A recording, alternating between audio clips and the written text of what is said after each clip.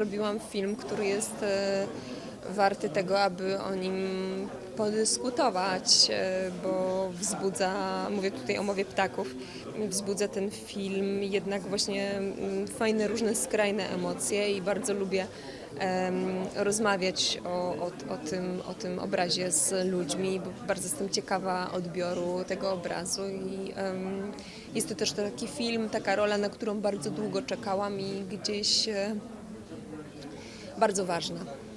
Ja właśnie przeczytałam w którymś z materiałów, że aż 15 lat Pani czekała na taką propozycję. 15 lat, jeśli może liczyć od czasu skończenia szkoły teatralnej, ale na pewno 10 lat od spotkania z panem Andrzejem Żuławskim. Wtedy ta rozmowa, która dotyczyła filmu, który miał powstać, no jakby nic nie wydarzyło się po tej rozmowie, ponieważ nie udało się gdzieś doprowadzić tego projektu do realizacji, film nie powstał.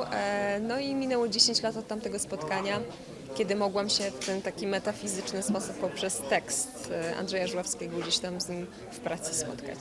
A dlaczego tak jest, że czeka się tak długo na taką rolę? Nie wiem, dlaczego tak jest, to znaczy wydaje mi się, że czasami się można czekać całe życie i się takiej roli nie dostaje. Ale myślę, że pewne projekty potrzebują czasu, żeby się wydarzyły i pewnej dojrzałości, żeby być na nie gotowym. I ja się właściwie cieszę, że to się wydarzyło teraz, a nie 10 lat wcześniej czy 15 lat wcześniej, bo wtedy absolutnie bym nie była na to gotowa. A komedie romantyczne? Czy pojawi się Pani jeszcze w jakiejś komedii romantycznej? Bo też gdzieś widziałam informację, że już raczej nie. Nie, to nieprawda. Ja bardzo lubię komedie romantyczne, lubię je oglądać.